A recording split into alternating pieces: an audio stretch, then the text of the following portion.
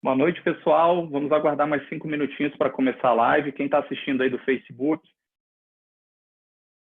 estamos só esperando mais algumas pessoas entrarem e a gente começa aí a transmissão e a conversa.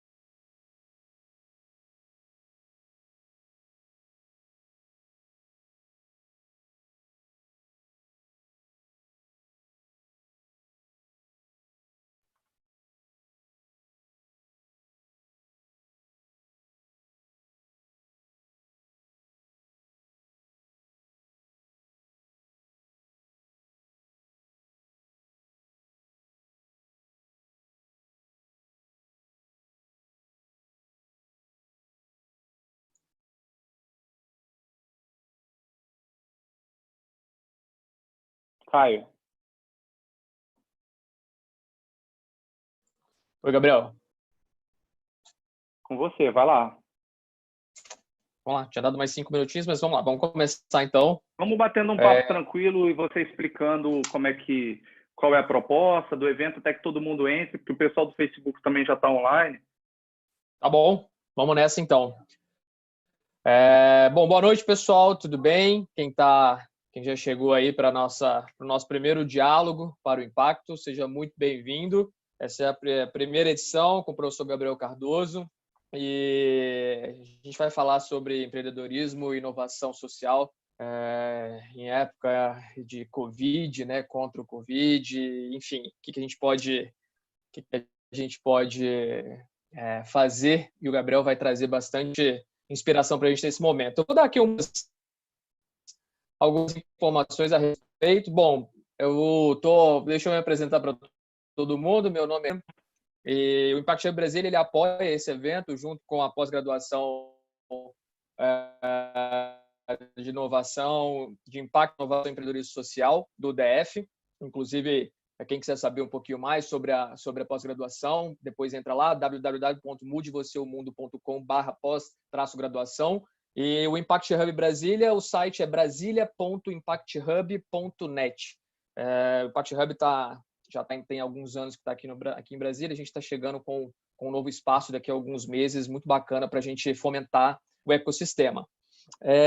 Bom, para quem não sabe, a gente está ao vivo também no Facebook do Mude Você o Mundo. Se você estiver acompanhando pelo Facebook, dá um like, manda aqui a sua pergunta, a gente vai tentar responder a todos, tá bom?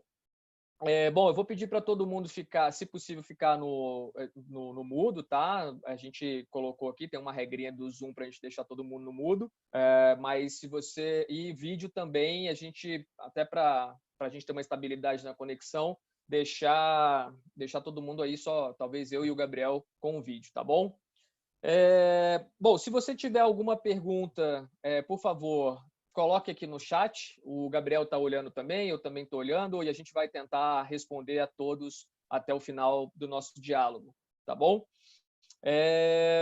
Bom, essa é uma iniciativa que o professor Gabriel teve junto com os outros professores, enfim, para a gente fomentar nessa época que a gente está passando um momento muito difícil para todo mundo e que criatividade, muita resiliência e muito diálogo, né? A gente precisa de muito diálogo nesse momento para que as coisas andem como a gente espera. E nada melhor do que isso para começar com o idealizador do diálogo, né? Do Diálogos para o Impacto, que é o professor Gabriel Cardoso. Eu vou abrir aqui o microfone dele para ele se apresentar, para quem ainda não o conhece, e daqui a pouco a gente começa já para valer o bate-papo. Professor Gabriel, por favor, se apresenta aí em 2, 3 minutinhos para o pessoal, para quem não te conhece ainda. E, bom, é isso aí, vamos lá. Bom, boa noite, pessoal. Meu nome é Gabriel Cardoso, eu sou de Brasília, nasci e moro em Brasília. Dentre as minhas atividades profissionais, eu sou professor universitário, sou pesquisador há alguns anos, na verdade, para ser mais específico, há 11 anos. Também escrevi alguns livros a respeito de empreendedorismo social, atuo muito com empreendedorismo social, inovação social e educação empreendedora. Atualmente eu sou professor do DF, né? Sou coordenador dos programas de educação empreendedora e inovação social. O Centro Universitário DF é uma instituição de ensino superior muito tradicional aqui de Brasília, que é a nossa cidade. E lá também eu sou coordenador desse nosso curso de pós-graduação, a pós-graduação em Impacto, Inovação e Empreendedorismo Social. Então, a ideia é que hoje eu venha com um chapéu de coordenador do curso de pós-graduação, do nosso curso de pós-graduação, e de pesquisador das áreas de empreendedorismo social e inovação social, para bater um papo com vocês. A gente programou de iniciar com uma fala e que já o Caio vai conduzir, que eu vou falar em cerca de 15, 20 minutos, e depois o Caio já começa a conduzir o bate-papo a partir das perguntas de vocês e das perguntas também aí que ele elaborou. Então é isso, gente. Vamos aproveitar essa nossa 1 hora aí para que ela seja a mais rica possível para todos vocês e para todos nós. De bola, Gabriel. Bom, o pessoal está entrando ainda, tá fantástico. A gente está já com alguns participantes. O pessoal está entrando, mandando e-mail, Facebook também, a gente está acompanhando aqui. E bom, vamos lá. Gabriel, empreendedorismo e inovação social como resposta à crise do Covid-19. Queria que você falasse um pouquinho aí, você falou que 15 minutinhos vai trocar uma ideia com a gente, explanar um pouquinho o que você está pensando a respeito desse tema, e depois a gente troca uma ideia, eu e você, um bate-papo, e a gente abre para possíveis perguntas aí para o pessoal, tá bom? Beleza, combinado, então. Bom, a gente, talvez seja o maior clichê hoje, né? O que a gente tem mais ouvido falar é que estamos em tempos inimagináveis. Ninguém nunca imaginou esse período que a gente está vivendo. E se alguém imaginou, não passou de uma fantasia, né? Não foi algo que foi muito à frente. A gente está vivendo um momento realmente único na nossa humanidade. Diariamente a gente tem sido desafiado a superar elementos que nunca foram pensados por nós. E quando eu falo diariamente, vocês sabem que é diariamente. Hoje a gente acorda a cada dia com um novo desafio pela frente, seja no âmbito da organização que a gente trabalha, seja no âmbito pessoal, enquanto pessoas, enquanto seres humanos. Temos desafios para superar diariamente. E estamos enfrentando uma crise hoje que, pela primeira vez, talvez na nossa história, tenha afetado mais de 180 países simultaneamente. Pela primeira vez a gente tem um inimigo comum. A gente não, enquanto humanidade, não estamos com brigas internas, mas temos um inimigo comum, que é um vírus e as consequências que ele tem causado. Antes de eu vir para cá, eu levantei alguns números, né, do que essa crise já tem representado. Aí hoje no mundo são mais de 1 milhão de infectados, mais de 51 mil mortes. No Brasil já temos 20 mil infectados e mais de 1.200 mortes. Isso que aqui no Brasil, como vocês têm acompanhado, a gente tem um problema da testagem, né? A gente não tem feito os testes no ritmo adequado, no padrão adequado, então tem muito problema com a qualidade de alguns testes que estão sendo usados. Os resultados, muitas vezes, também demoram a sair, então a gente tem um número que talvez não seja muito preciso aqui no Brasil. A gente tem também um outro fenômeno, que a economia global ela foi praticamente desligada. Na verdade, ela está desligada, ela está funcionando num ritmo lento, há praticamente 4 semanas, e a gente não sabe quando que ela será religada novamente, e se será religada novamente da forma como a gente conhece, né? E a gente tem impacto consequências negativas na vida de todos nós, né? Hoje eu ouvi uma frase que eu gostei bastante: a gente está vivendo uma mesma crise, uma mesma tempestade, mas estamos em barcos diferentes, porque temos condições econômicas, sociais diferentes, condições emocionais diferentes, mas, de uma certa forma, todos nós estamos sendo afetados financeiramente, em termos de saúde física, em termos de saúde emocional. Todos nós, toda a humanidade hoje está sendo afetada, uns muito mais, logicamente, e uns muito menos, mas difícil hoje a gente falar que alguma pessoa não esteja afetada em pelo menos uma dimensão, enquanto ser humano, por essa crise, né? E aí a gente chega no nosso ponto de partida. A gente criou a primeira fala para inaugurar esses diálogos, que traz o nome da nossa pós-graduação, que é Empreendedorismo e Inovação Social, como enfrentamento à crise do Covid-19. Eu queria acrescentar já um parênteses como possível enfrentamento, né? Acho que isso que a gente vai discutir hoje aqui. E para falar sobre empreendedorismo e inovação social, a gente tem que partir de um ponto comum. Eu não sei como é que é o conhecimento das pessoas que estão assistindo, então eu vou trazer algumas definições básicas para a gente entrar realmente na discussão.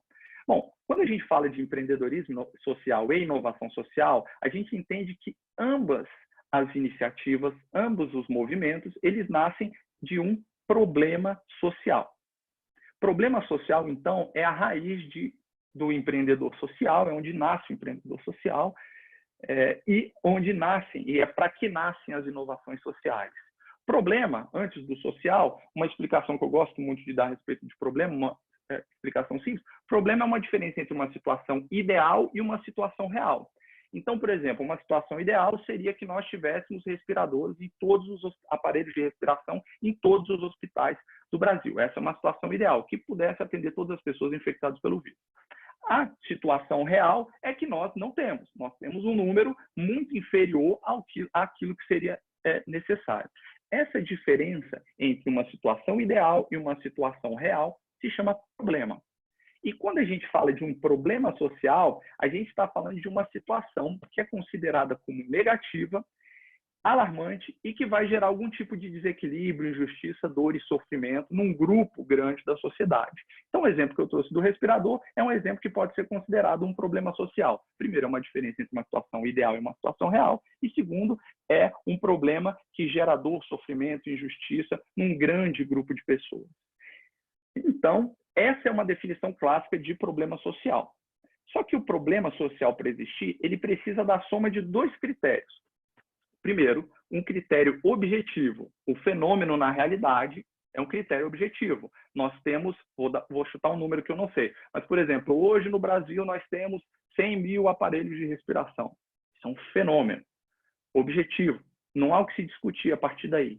Mas para isso se tornar um problema social, isso precisa também de um critério subjetivo, ou seja, a crença de que 100 mil respiradores é algo negativo para a sociedade. Para que um problema social exista, então, a gente precisa do critério objetivo, ou seja, 100 mil respiradores, e um critério subjetivo, um grupo de pessoas, ou governantes, ou Estado, ou empresas, ou empreendedores, precisam olhar para aquilo e falar: opa, isso é um problema. Há uma diferença entre a situação ideal e a situação real. Para que um problema social surja, a gente precisa dos critérios objetivos e subjetivos. Sendo assim, quando a gente fala de empreendedorismo social, que é o tema da nossa palestra de hoje, a gente está falando de iniciativas criadas por pessoas para resolver problemas sociais. Essas iniciativas, elas podem ser não econômicas, podem ser de caridade, pode ser com ou sem objetivo de lucro, podem ter diversos tipos de desdobramentos organizacionais. Então, a gente não vai entrar muito nessa discussão hoje de negócios sociais, negócios de impacto, organizações de terceiro setor, mas eu peguei uma definição que eu gosto muito do Muhammad Yunus, que ele diz que empreendedorismo social tem a ver com iniciativas que tenham um cunho social, que busquem resolver um problema social. Bom, o empreendedor social, ele pode existir dentro das organizações. A gente pode ter os intraempreendedores sociais, ou seja, que têm iniciativas sociais dentro das organizações já estabelecidas, e o mais conhecido, que são os empreendedores sociais que criam organizações para resolver problemas sociais, ou projetos para resolver problemas sociais, ou iniciativas, que é uma palavra mais ampla. Lembrando que organização é um meio para resolver um problema e não um fim. Então, por isso que a gente não vai entrar na discussão dos tipos de organização que os empreendedores sociais criam aqui. Bom, e aí a gente chega em inovação social, né? A inovação social, retomando o problema social, é quando a gente tem uma nova solução para um problema social. Essa nova solução para um problema, ela pode ser tanto nos meios quanto no fim. Lembrando que a inovação social, ela também pode surgir em qualquer setor. A gente está vendo muitos tipos de inovação social hoje surgindo aí, tanto no primeiro setor, que é no setor público, quanto no segundo setor, que é o setor privado, quanto no terceiro setor.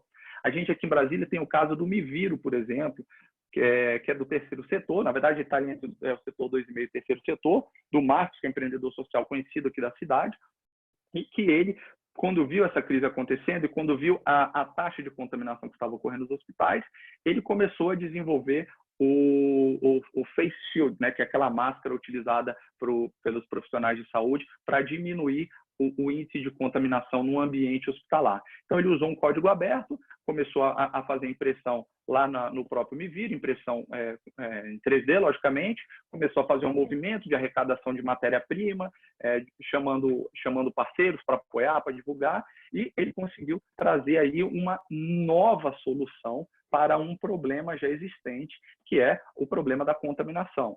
Logicamente que essa máscara ela não é totalmente nova, ela já existia, mas no contexto de uma organização do terceiro setor, mobilizando a sua comunidade para ser entregue nos hospitais de Brasília, a gente pode considerar que é uma inovação social aqui no âmbito do Distrito Federal.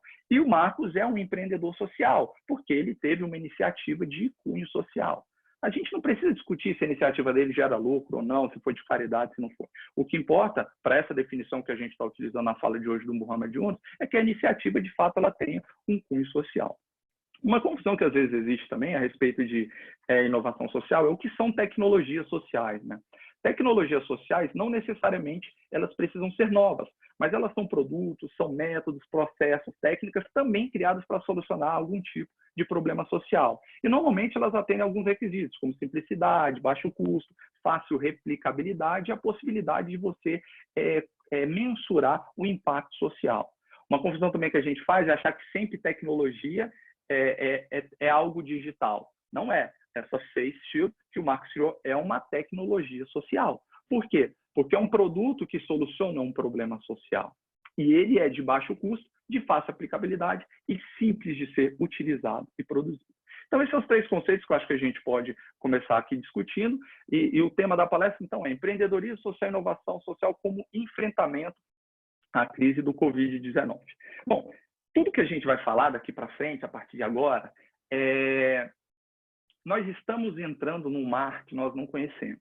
E estamos usando os instrumentos de navegação que usávamos para navegar em mares anteriores. Então, a gente tem que ter muito cuidado a partir de hoje, e o tom da minha fala vai ser muito a respeito da incerteza do que nós estamos vivendo e como lidar com incerteza, muito cuidado com aquilo que nós vamos falar. Então, esse é o primeiro aspecto, né? Todo o nosso olhar e toda a nossa discussão agora vai ser a partir da nossa ótica passada, mas a gente está num momento de mudança. Então, a partir do momento que reflete e discute sobre isso, acho que também a gente deve desconfiar um pouco sobre as nossas certezas a partir dos instrumentos passados que nós utilizamos. Um outro alerta também que eu quero fazer é que períodos de grande disrupção, né, como esse que a gente está enfrentando, eles possibilitam caminhos em diferentes direções e tomadas de decisão, e novas tomadas de decisão. Então, ao mesmo tempo que esses períodos eles podem ser uma grande oportunidade de mudança para a humanidade, eles também oferecem um grande risco. Por quê? Quais são os valores que vão guiar essas novas decisões? Quais são os princípios que vão direcionar os novos comportamentos das pessoas? Então, ao mesmo tempo que a humanidade tem uma oportunidade grande de dar um salto, ela está também num momento de risco a partir das decisões que serão tomadas. 3 certezas eu tenho e eu posso falar. Primeiro, o que essa crise me ensinou e que eu acho que pode servir aqui como tema da nossa discussão? Somos mais interconectados e interdependentes do que imaginávamos. Percebam como a humanidade ela não é separada, ela é única. Como tudo aconteceu, tudo está estreitamente relacionado, se influencia e é influenciado. Essa é uma certeza que eu acho que a gente pode levar para navegar nesse novo mar. Uma segunda certeza que eu acho que a gente pode levar também é que somos mais vulneráveis do que acreditávamos. A humanidade se viu muito vulnerável perante um inimigo externo. A gente não imaginava isso. Eu acho que essa é uma certeza que a gente pode levar também, que talvez traz aí o valor da humildade enquanto pessoas, enquanto seres humanos. E estamos diante do maior ponto de inflexão, talvez, dos últimos 80 anos, e com uma grande oportunidade e um risco pela frente. Cara, eu acho que essa é a introdução que eu posso falar. Eu trouxe algumas incertezas aqui que eu quero inserir na fala, depois algumas oportunidades para os empreendedores sociais, algumas pesquisas que eu tenho feito durante esse período, mas acho que a gente agora já pode tornar mais dinâmico e começar a abrir para as perguntas. Show de bola. Pessoal, vocês estão me escutando bem? Gabriel está me escutando bem? A imagem, o som, tá ok? Às vezes está cortando um pouco o seu áudio, tá, Caio? Mas no geral está dando para escutar.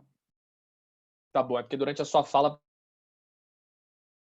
falhou bastante aqui para mim. Eu não sei se é o meu ou se é o seu, mas pelo jeito é o meu aqui. Mas, bom, Gabriel, fantástica a sua introdução. Acho que você trouxe algumas reflexões muito importantes. Eu adorei quando você falou que estamos navegando num mar que não conhecemos com ferramentas que temos. Isso é fantástico, isso é reflexivo e dá uma dimensão daquilo que a gente hoje realmente tem que enfrentar. É um leão por dia, é você acordar sem saber o que vai acontecer durante o dia, é você ir dormir sem saber como vai acordar no dia seguinte, e o boleto chegando, a parcela chegando, a loja fechada, o funcionário precisando receber, enfim, e a gente tendo que inovar. Bom, acho que, pessoal, quem quiser fazer perguntas, aqui no chat tem a possibilidade de você levantar sua mão e você fazer sua pergunta. A gente vai ver aqui quem que tá levantado a mão. Ou se quiser fazer a pergunta no chat, pode fazer direto que a gente vai respondendo na medida que elas forem chegando.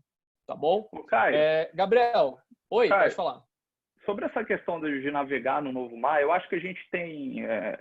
eu acompanhei um estudo que a Deloitte fez e que ela lançou recentemente, eu acho que é um estudo que a gente pode utilizar, que ele fala um pouco sobre esse mar, né? É um mar desconhecido, totalmente desconhecido para nós estamos usando ferramentas antigas, mas o que vai depender, quais são as incertezas que vão ter consequências significativas nessa navegação? Então, são 5. Eu acho que a primeira é a seguinte, que até agora a gente não sabe, que os empreendedores sociais e aquelas pessoas que buscam inovar, seja dentro de organizações, que elas já trabalham, ou em organizações que elas vão criar. No final, a gente vai falar de algumas oportunidades aí que estão se apresentando, que elas têm que pensar. Primeiro, qual será a real severidade dessa pandemia? A gente ainda não sabe. E o padrão de progressão e regressão? A gente não sabe. A gente está o tempo todo com hipóteses, e são hipóteses que, desde que a crise começou, tem mudado. Então, a gente não sabe ainda sobre isso. Isso vai ter uma consequência muito vertical na forma como deveremos navegar enquanto empreendedores sociais, enquanto profissionais, enquanto pessoas. Segundo, qual será o grau de colaboração entre os países? Os países vão atuar de uma forma mais colaborativa, a gente tem visto muitas iniciativas, ou vão trabalhar de uma forma isolada? E não só entre os países, mas dentro dos países. Os países, dentro deles, eles vão atuar de forma mais colaborativa ou de uma forma um pouco desalinhada? Isso a gente tem visto também, não precisa em outro país, a gente tem visto no nosso. Terceiro, como que o sistema de saúde vai responder a essa crise? Muitas coisas estão surgindo, estão mostrando fragilidades do sistema de saúde, e muitas questões estão mostrando potencialidades do nosso sistema de saúde que a gente não conhecia, em especial dos profissionais que trabalham em saúde. Quarto, as verdadeiras consequências econômicas dessa crise, né? Será que a economia vai voltar a ser o que era? Será que o que a gente entende, as regras de econômica que vieram nos guiando nesses últimos 100, 200 anos, elas permanecerão as mesmas? E o quinto e último item, que eu acho muito importante, esse que eu acho que a gente vai detalhar aí nas próximas perguntas, e que vai facilitar a nossa navegação, qual será o grau de coesão social para enfrentar essa crise? Enquanto sociedade, iremos enfrentar essa crise ou enquanto indivíduos e grupos separados? É isso, Caio. Fantástico, fantástico. São reflexões fundamentais nesse momento. E a gente até tem conversado internamente no Impact Hubs, nas nossas conversas e reuniões, sobre a necessidade de pensar ações estruturantes. Como que a gente pensa em ações que não necessariamente, e aqui não falando que filantropia, doação não tem o seu grau de importância, mas como que elas, por exemplo, fazem para... O que a gente pode fazer para que a gente não tenha que ficar dependendo de filantropia e doação, mas sim tornar as ações mais estruturantes, a gente resolver problemas estruturais. Isso é fundamental, acho que nesse momento a gente discutir. É fantástico quando você vê empresas doando e a gente tendo um volume de filantropia aumentando, mas a gente tem um certo medo, um receio de que isso não suporte. Você não consegue dar vazão para isso no longo prazo. Você consegue resolver o problema de curto, não o problema de médio e longo prazo. E muito do que você falou aqui tem isso, né? Tem essa. Como é que a gente vai lidar com isso para frente? Como é que vai ser a economia depois? Como é que o empreendedor social, e aqui eu vejo uma possibilidade, e aí é uma discussão fantástica para a gente ter aqui, a gente tem um empreendedor social.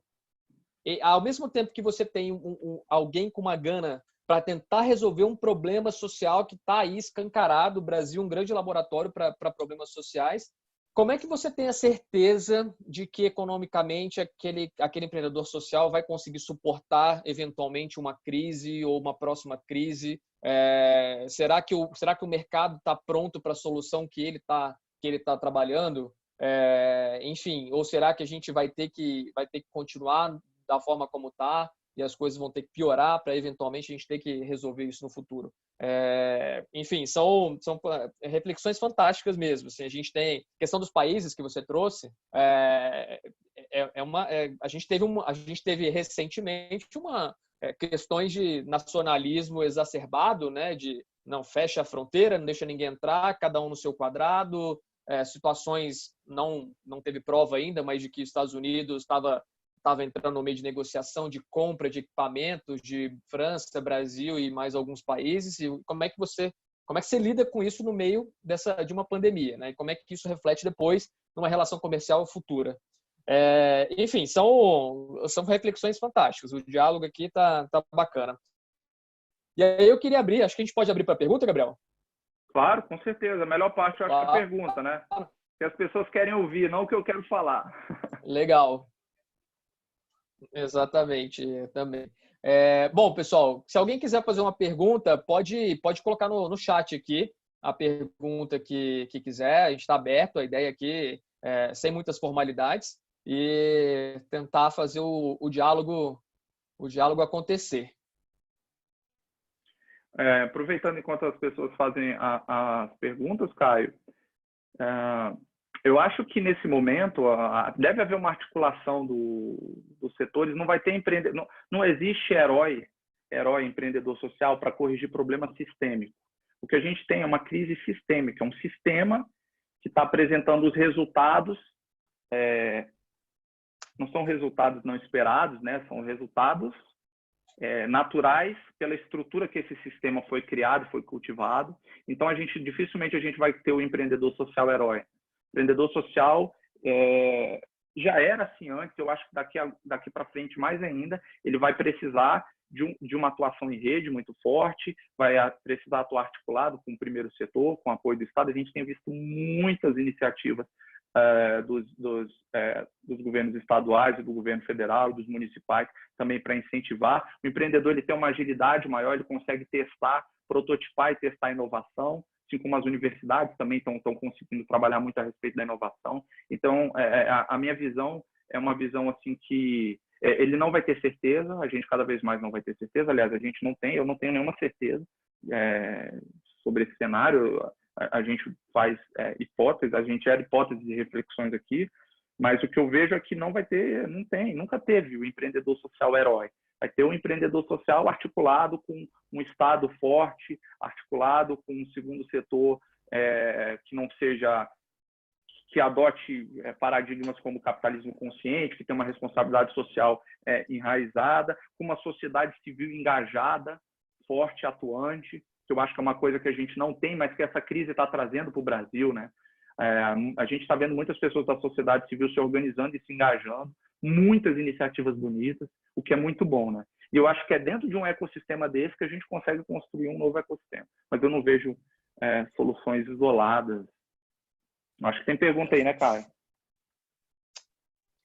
Bom, ainda não. O pessoal está meio...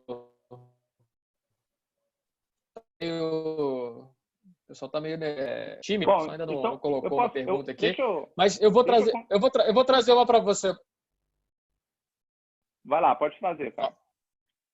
Não, eu queria trazer uma reflexão aqui que você colocou. Você usou aí uma expressão que eu acho que vai ter bastante discussão sobre isso no futuro, que é o Estado forte. Você falou o empreendedor social e com o apoio de um Estado forte. Como que você acha que qual você acha que vai ser a ação ou como teria que ser a ação do Estado a partir do momento que a gente está hoje? Como vai ser o futuro da ação do Estado nos negócios, no empreendedorismo, na economia? Enfim, a gente tem uma discussão, existia uma discussão, beleza, liberal, agora a gente tem uma necessidade do Estado intervir fortemente, senão tudo quebra.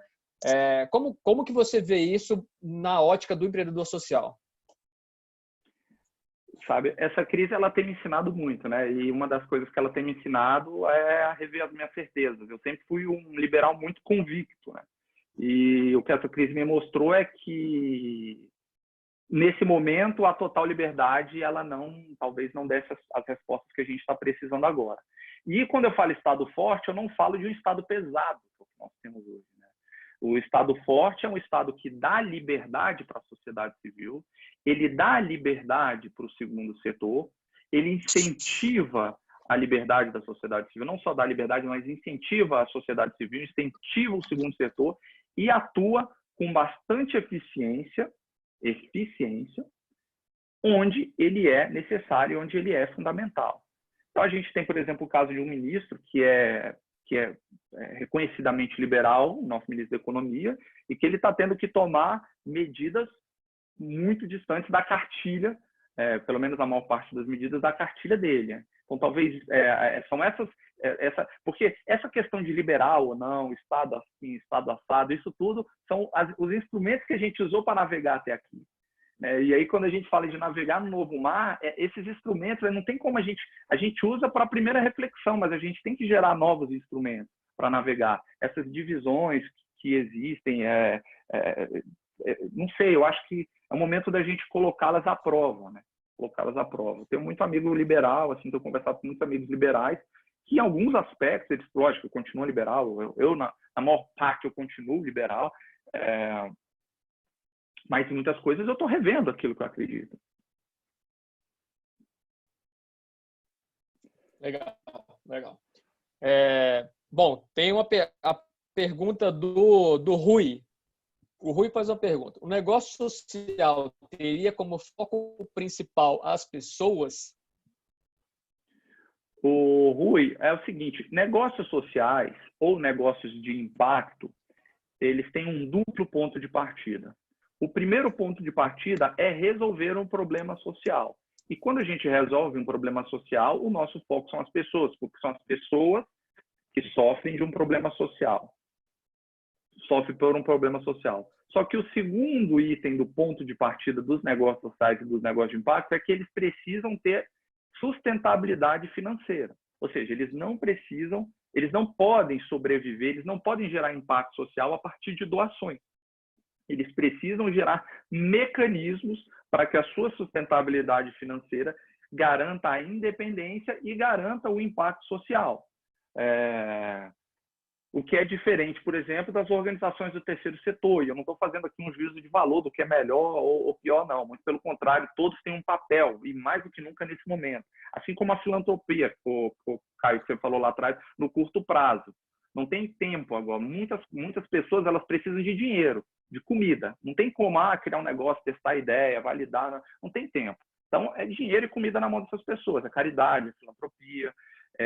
Mas o negócio social, Rui, voltando à sua pergunta, ele sim tem um foco nas pessoas, mas porque ele resolve um problema social, mas ele precisa também ter uma sustentabilidade financeira. Legal. E ele complementou depois a pergunta aqui. Ele colocou: o negócio social teria como foco principal as pessoas ou poderíamos pensar em como salvar pequenas empresas? Eu acho, uma coisa não exclui a outra. As pequenas empresas, elas podem ser de dois tipos. Elas podem ser empresas tradicionais, que têm fins lucrativos, e podem ter pequenas empresas sociais ou pequenos negócios sociais, que tem esse duplo ponto de partida que eu expliquei. Então, quando você pensa em ações de um governo para salvar as pequenas empresas ou ações da sociedade civil organizada, compre do comerciante local, são ações nossas, enquanto cidadãos. Compre do comerciante local, nós estamos fazendo esse movimento para salvar as pequenas empresas, sejam elas tradicionais ou sejam empresas sociais, negócios sociais. Excelente, excelente. A Lícia Maria, eu acho que é Lúcia, né? Ou é Lícia mesmo? Desculpa, Lícia, eu acho que é Lícia. Bom, realmente, a Lícia colocou uma parceira do Impact Hub.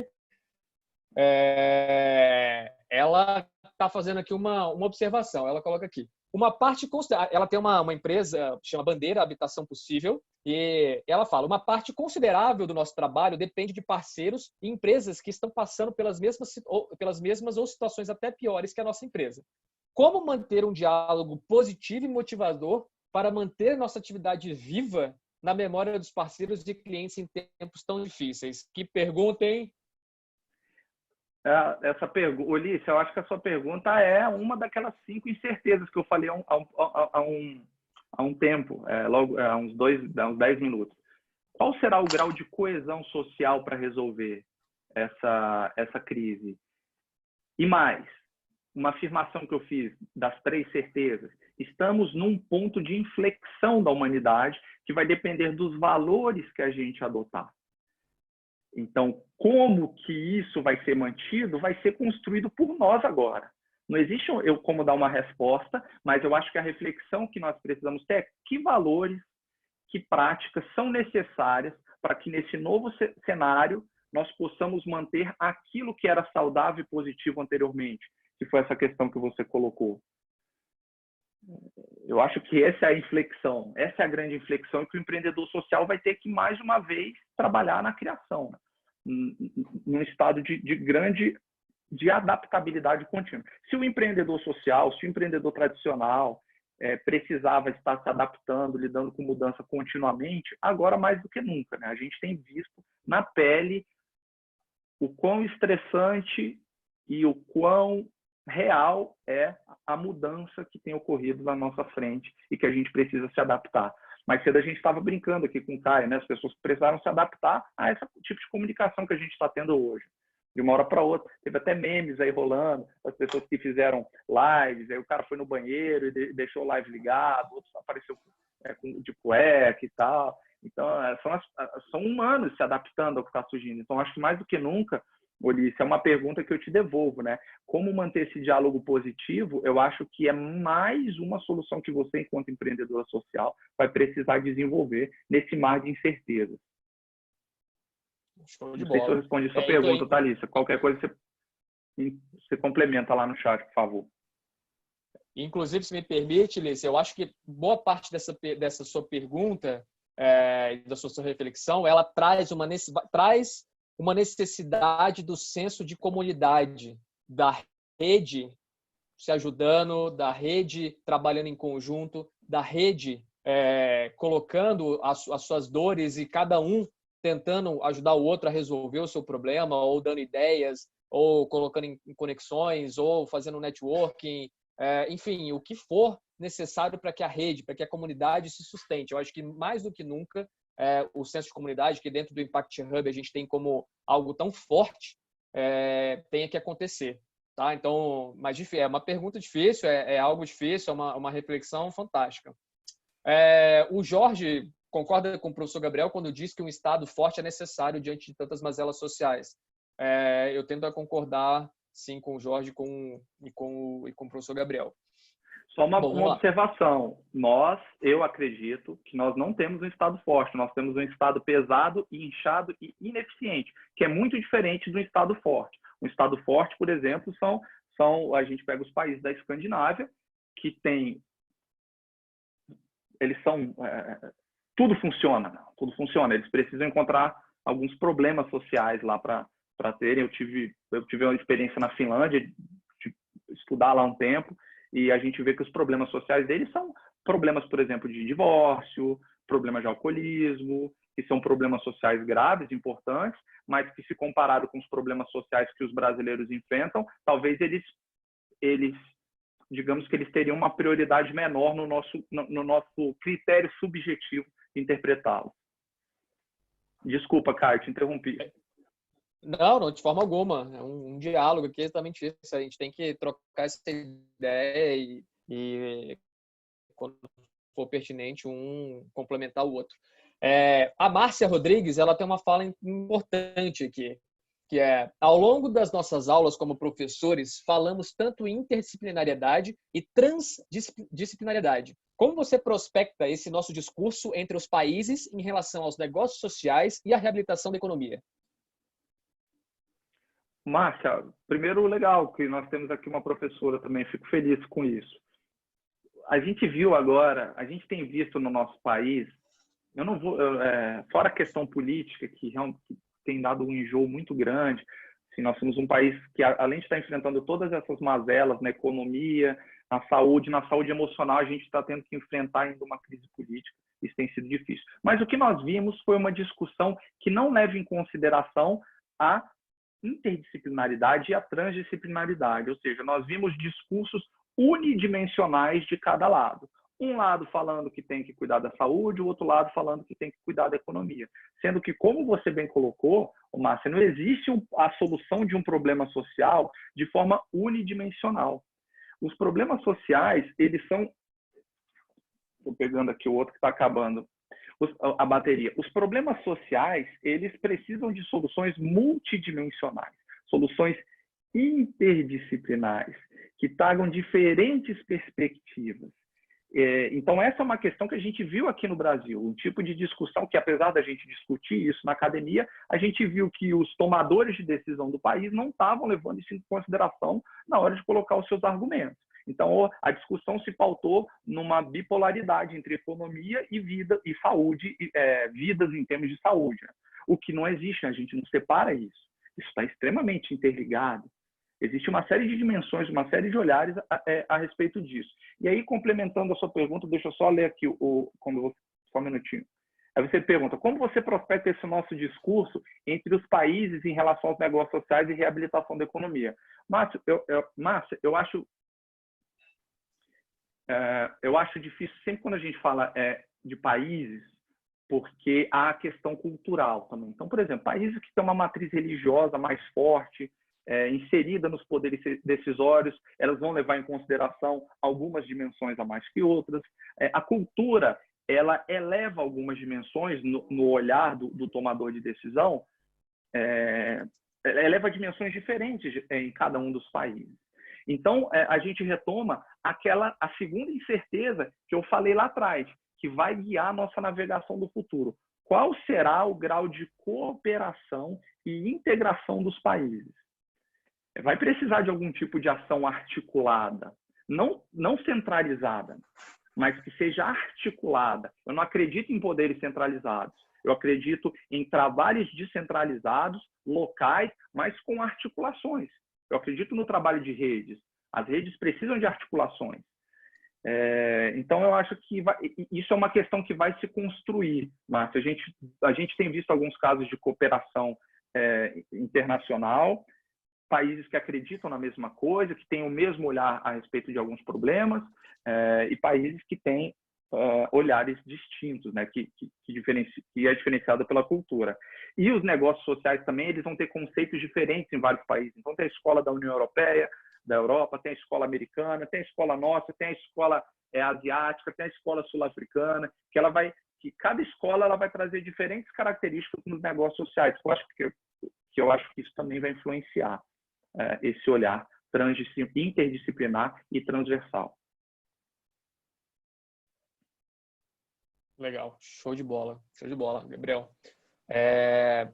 Bom, vamos para a próxima aqui. O Rui faz uma pergunta interessante. Ele fala que ele está terminando um plano de negócio de um negócio social e pergunta se a gente oferece serviço de consultoria. Eu estou imaginando que ele está falando em relação ao Impact Hub.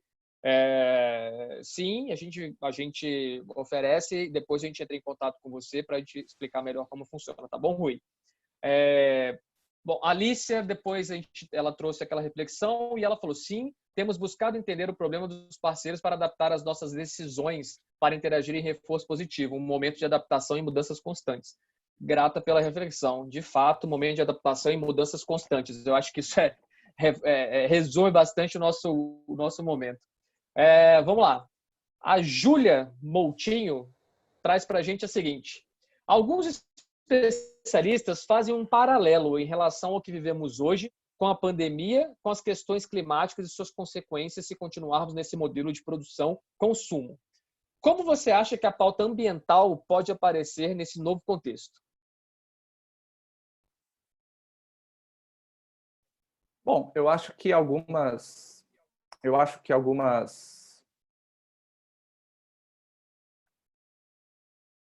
consequências dessa nossa mudança drástica de comportamento já foram vistas claramente na natureza. Então a gente vê, por exemplo, a minha mãe mora na Asa Norte e aí agora todo dia aparecem tucanos lá na janela dela. Tipo, uma coisa assim que é difícil da gente ver, né? A gente tem visto cidades em que a poluição, você não tem mais poluição, rios que estão claros, etc, etc, etc. Então a gente já vê algumas consequências. Mas eu gosto de tomar muito cuidado para não entrar num outro polo da discussão. Por isso que eu pensei muito assim antes de responder.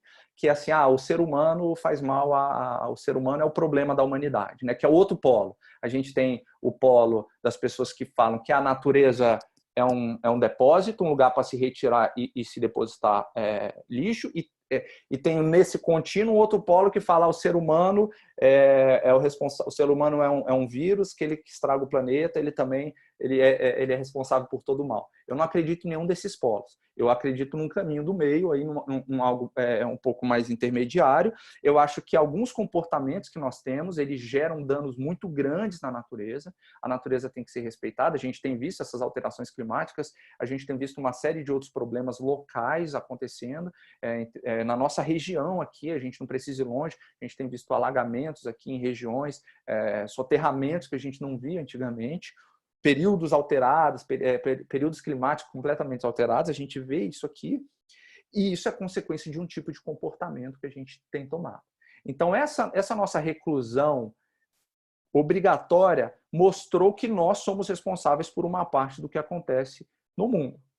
Isso ficou claro para nós. Mas é impossível a gente viver dessa forma. Quer dizer, é possível, mas a que custo, né? Emocional, a que custo físico, sabe-se lá qual é.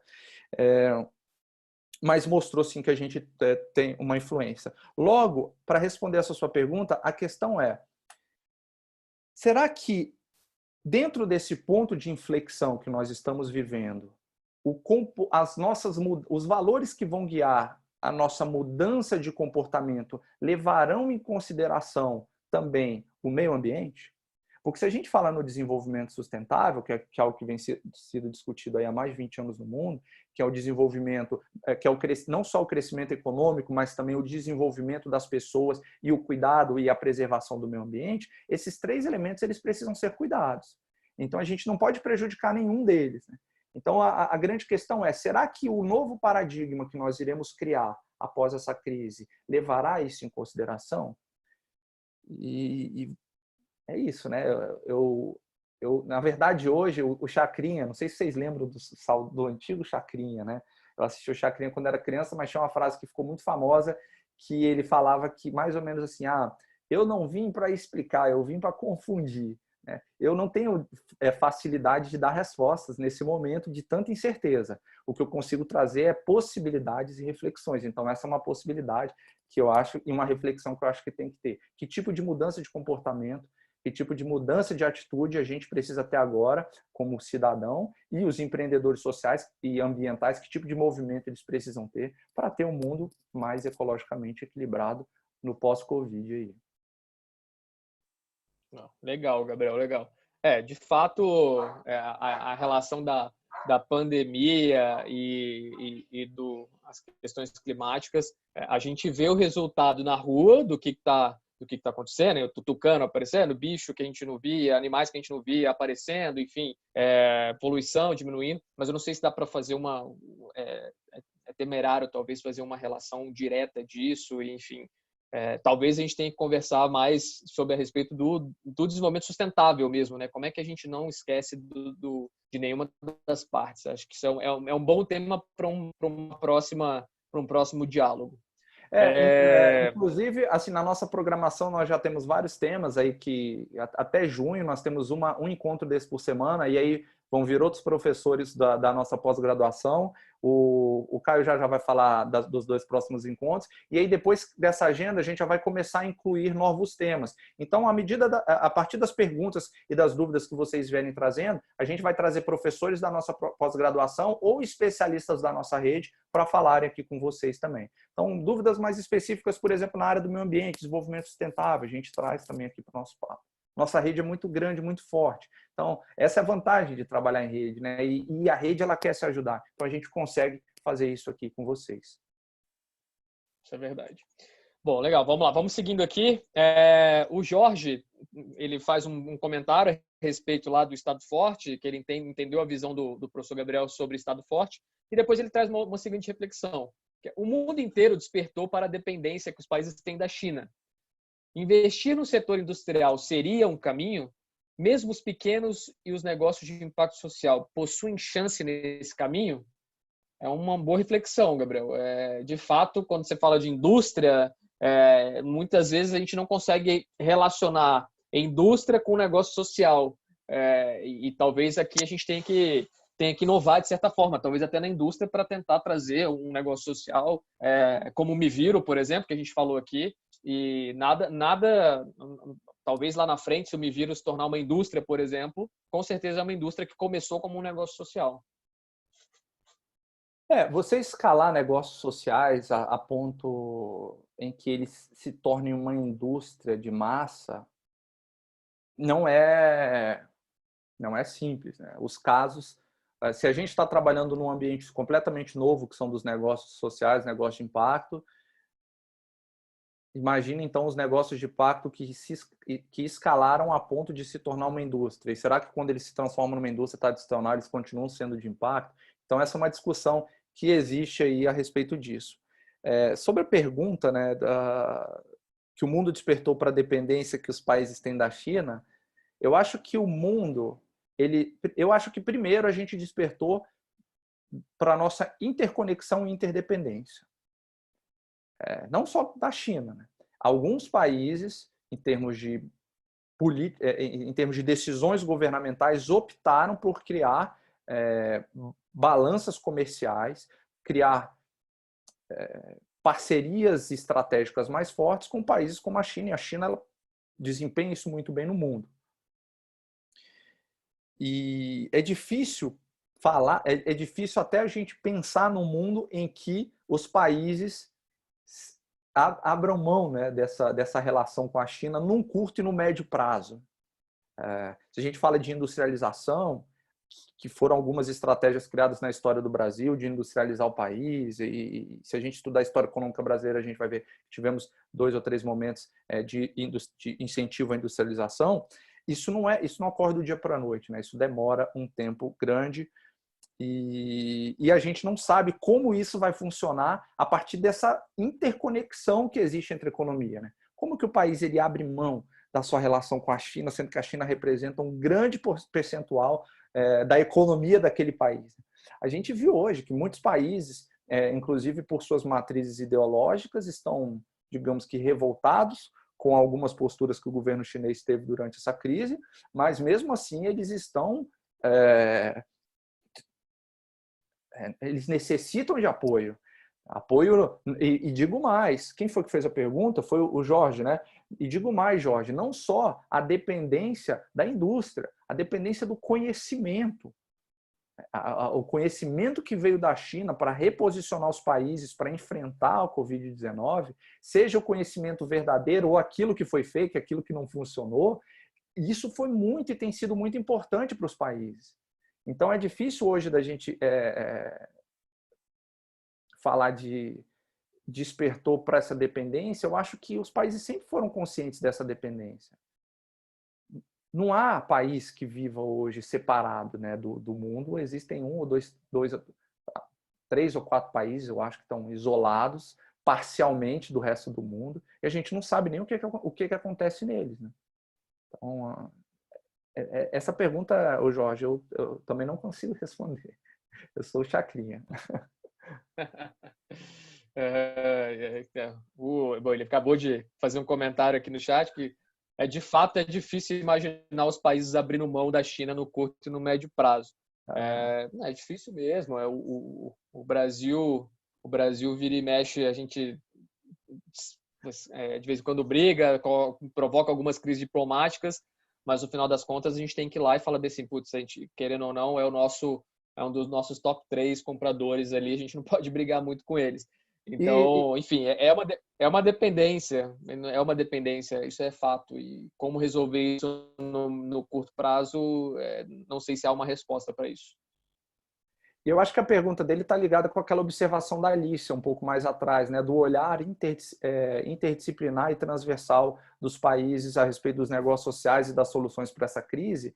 Quando eu respondi da questão cultural, é muito difícil, né? Hoje a gente fala, a China é um país que tem digamos que um capitalismo peculiar, com poder centralizado, que diz o que pode, o que não pode, que informação pode circular e que não pode, e a gente virar e falar, isso não é o certo, né? O certo são os nossos valores. Ok, a gente vai seguir os nossos valores, mas é difícil o que a gente está vivenciando hoje é isso, é a nossa interdependência. Quando falo interdependência, olha, esse país é diferente e eu preciso aceitar isso e preciso lidar com isso. Não tem como eu mudar. Interdependência é isso, não é a gente mudar as relações da rede, mas a gente saber conviver com essas relações. Eu não quero fazer juízo de valor, né, do que a China é isso talvez eu faria num bate-papo particular, mas a constatação é essa constatação que a gente fez aqui na conversa. Há uma interdependência enorme e difícil de se abandonar nesse momento. Eu não consigo imaginar um futuro em que há separação de comércio, de contato dos países. E nem vejo isso como saudável. Bacana, Gabriel. Bom, a gente está indo no finalzinho aqui, mas a gente ainda tem dois comentários aqui, um do Jorge também. Ele coloca que ele gostou da explicação conceitual, deixa eu ver aqui, cadê? Que respondeu o colega. Os negócios de impacto precisam de sustentabilidade financeira, precisam gerar mecanismos para isso. Atualmente, existem mecanismos macroeconômicos, incentivos fiscais, por exemplo, para abrir um negócio social? Bom, vai lá, Gabriel, Jorge, fala aí um pouquinho e eu complemento depois. Jorge, há um movimento hoje no Brasil chamado N-Impacto, o Caio pode escrever no chat, se vocês pesquisarem depois, que é a Estratégia Nacional de Impacto, que tem representantes do segundo setor, do primeiro setor e do terceiro setor, que buscam facilitar o ambiente para os negócios de impacto e para os investimentos de impacto. Então, hoje nós não temos muito pouco, isoladamente, mas há um movimento nesse sentido. Então, talvez, e aí a gente entra, né? E eu queria depois, Caio, antes de finalizar, eu queria 5 minutinhos para trazer algumas possibilidades aí para os empreendedores sociais, para eles ficarem atentos. E talvez essa seja uma oportunidade, quando a gente falou em empreendedorismo social e inovação social como resposta à crise, talvez seja um momento para acelerar a suavização e a melhoria do ambiente dos negócios de impacto, dos investimentos de impacto, já que eles buscam resolver problemas sociais, que é o que nós mais temos agora, o que nós mais vamos ter no futuro. Então, a ideia é utilizar esses mecanismos. Os empreendedores sociais, eles têm uma agilidade muito maior para inovar socialmente, apesar da gente ter visto o Estado, a Caixa Econômica fez um trabalho fenomenal, a ENAP está trabalhando com inovação aberta, a gente tem visto no primeiro setor do Brasil alguns atores, logicamente, dando um show, segundo setor dando um show também, né? Pivotando o negócio, a Ambev, por exemplo, utilizando produção que está ociosa para produzir álcool em gel e doando esse álcool em gel. A gente tem visto muitos exemplos aí de inovação social, mas para que a gente tenha mais iniciativas de empreendedores sociais buscando criar soluções para problemas sociais e de preferência inovadoras, a gente precisa de um melhor ambiente. Então, é fortalecer a ação da N-Impacto aí. Legal, show de bola. E aí, respondendo objetivamente, Jorge, hoje não existe claramente um incentivo fiscal para abrir um negócio social.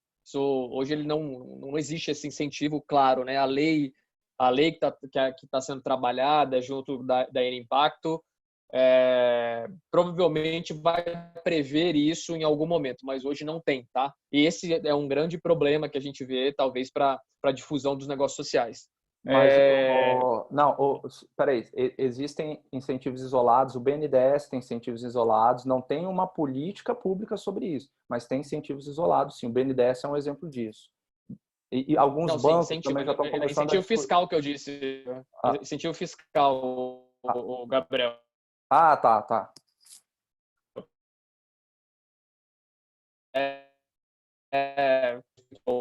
Nesse sentido. Bom, a Júlia Moutinho, ela traz aqui, realmente o momento é de fazer esse movimento, seria muito interessante ter um diálogo a respeito de sustentabilidade e empreendedorismo sustentável. Gostaria de acompanhar. Então já temos uma indicação de próximos diálogos, necessariamente diretamente ligados aos outros pilares de sustentabilidade. Continuarei acompanhando. É isso aí, Júlia. A gente vai anotar e muito provavelmente teremos esse diálogo e você acompanha aí as redes que provavelmente lá em junho, talvez julho, a gente consiga colocar no ar essa pauta, tá bom? A Deise Nicoleto, a fundadora do Impact Hub Brasília, está aqui na live com a gente. E ela colocou aqui, sugiro que entender como o governo federal está atuando, acompanhar a N-Impacto, que foi exatamente o que o Gabriel colocou. É uma iniciativa bem legal. Quem não conhece, por favor, entra aí no site que a Deise acabou de colocar no chat e procure saber. Tem várias coisas bem interessantes que estão acontecendo. Gabriel, aqueles 5 minutos que você pediu para a gente ir para o final, você quer agora ou eu falo a respeito dos próximos diálogos e depois você entra? Não, eu quero finalizar agora porque tem a ver com a fala e aí você entra. Bom, nesse período, pessoal, antes de vir para cá, eu falei, bom, já que eu não vou conseguir ter tantas respostas, porque a gente está navegando no Mar Novo, vou levar mais reflexões e dúvidas do que respostas, e as pessoas normalmente querem saber muito como, né, como agir, como atuar, que tipo de oportunidade pode surgir a partir daí para o empreendedor social, que tipo de dores podem surgir. Eu trouxe algumas oportunidades para inovar socialmente para empreendedores sociais que eu vi em algumas pesquisas e que vocês vão constatar facilmente que já estão ocorrendo. Então, empreendedores sociais ou pessoas que queiram inovar socialmente, elas vão ter aí um campo enorme para trabalhar nos efeitos psicológicos durante a quarentena, se a quarentena durar muito, e pós-quarentena. Já há relatos e artigos falando que, por exemplo, na China, as pessoas estão apresentando os mesmos sintomas de pessoas que tiveram estresse pós-traumático. Então, como nós sairemos dessa quarentena, né? Então, oportunidades de impacto social, né, nesse campo emocional também. Como essa quarentena vai impactar as diferentes gerações? A gente já vê um impacto diferente nas gerações, né? Nas pessoas mais novas. Crianças que estão na escola estão tendo uma mudança de ensino de uma hora para outra, estão tendo adolescente que está tendo que conviver com os pais, né? Vejam que desafio, né? Adolescente tem que passar o dia com os pais. Esse é o pior desafio, talvez, um dos piores desafios aí que as pessoas estão enfrentando. E isso eu estou falando sem falar dos problemas mais óbvios, que vão ter que ser resolvidos por políticas públicas. Pessoas sem lugar para morar, pessoas sem o que comer, pessoas sem emprego. Isso aí eu estou tratando entre nós como óbvio, né? Estou tentando trazer algumas coisas não óbvias. Qual será o impacto no longo prazo dessa crise na educação? E a gente tem discutido em relação a isso na nossa pós-graduação. E o impacto dessa crise no ambiente de trabalho. Que tipo de consequências sociais a gente pode discutir, pensar em iniciativas para solucioná-las e para enfrentá-las? Tem um estudo aí para finalizar, Caio, que eu trouxe aqui do Daniel Eisenberg, que é um professor da Babson. Babson é a principal escola de empreendedorismo do mundo, e ele é um estudioso de ecossistemas de empreendedorismo, e ele fez ele criou um estudo em que ele apresenta 5 drivers contínuos que vão durar pelo menos no médio prazo, possivelmente no longo prazo, que podem direcionar as inovações, e em especial as inovações sociais. E eu vou trazê-los em forma de pergunta para vocês pensarem oportunidades que possam ser robustas para resolver problemas sociais originados por esses drivers. Primeiro fenômeno as pessoas estão socialmente juntas, mas fisicamente separadas. Quais as consequências negativas que isso vai trazer? Que tipo de problema social isso pode trazer e que você, como empreendedor social, pode resolver? As pessoas precisam ser mais resilientes, fisicamente e emocionalmente. Cada vez mais, considerando as consequências que teremos em longo prazo, que tipo de soluções podem vir para aumentar a resiliência das pessoas e das organizações? As pessoas precisam manter uma separação segura entre elas durante a convivência para evitar que outros tipos de pandemias ocorram no futuro.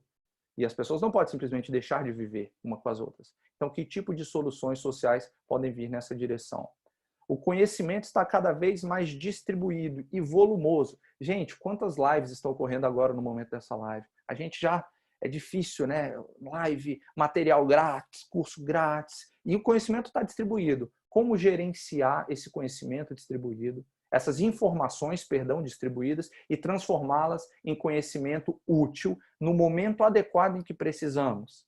Temos mais uma oportunidade. E a última que ele coloca é a casa como centralidade da sociedade, né? A gente teve sociedades centralizadas pelas empresas e ele traz uma possibilidade das residências passarem a ser os centros das casas, a depender da mudança do mercado de trabalho. Então, são essas 5 direcionadores, 5 drivers aí que ele traz, que podem gerar robustas oportunidades de gerar impacto social. É isso, Caio. Pode finalizar agora. Show de bola. Gabriel, só me diz uma coisa. Eu caí aqui por 2 minutos. Na hora que eu voltei, o meu chat ficou em branco. Tem alguma pergunta que saiu depois? Não, o pessoal está só sentindo sua falta aqui. Não, voltei. São muitas lives nesse momento. Pode finalizar, Caio. Já foi aqui. Pessoal, eu preparei como se fosse um e-book, né? Uns slides dessa fala, com esses principais pontos, e as pessoas que estão cadastradas no mudevoseumundo.com/diálogos, que é essa live aqui, as pessoas que estão com e-mail cadastrados lá, elas vão receber esse material. Quem entrou pelo Facebook e quiser receber esse material, se cadastra lá, mudevoseumundo.com/diálogos, que vai receber o material com as fontes dos estudos utilizados, os conceitos e por aí vai. Legal. Muito bacana.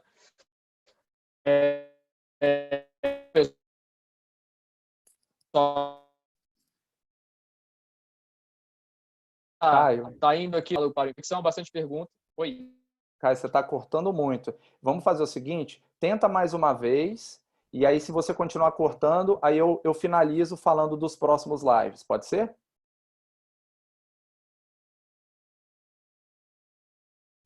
Gente, o Caio... Pode. Então, o Caio, escreve no chat algumas questões aí que eu vou finalizar. Então. Tá ruim ainda? Alô? Tá muito ruim, Caio. Tá muito ruim, eu vou assumir. Bom, gente, então é o seguinte... Fala os próximos slides, os próximos. é o seguinte, gente, agora nós teremos outros webinars que já estão marcados. Então, se vocês entrarem nesse mesmo link que eu falei, mudevoceumundo.com/diálogos, vocês têm toda a programação. Na próxima semana, quem vai estar falando aqui conosco, e eu vou conduzir essa entrevista, vai ser o Fábio Deboni, no Instituto Sabin e Intraempreendedor Social. Ele vai falar um pouco sobre o ecossistema de impacto em relação a essa crise. O Fábio é um convidado muito especial, ele é professor do nosso curso de pós-graduação, ele vai estar aqui contribuindo conosco também. Na outra semana, aí nós vamos ter a Deise Nicoleto, que também estava participando hoje aqui do nosso chat. A Deise, ela é fundadora do Impact Hub Brasília e ela vai trabalhar a temática do poder coletivo em tempos de mudança. Você quer falar, Deise?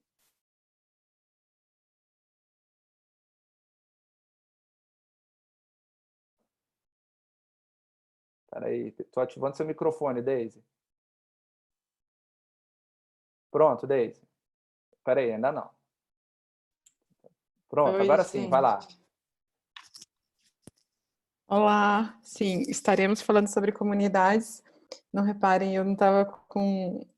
Não estou meio descrevendo. Mas a gente vai falar principalmente de comunidade, né? O Hub é uma das maiores comunidades no mundo.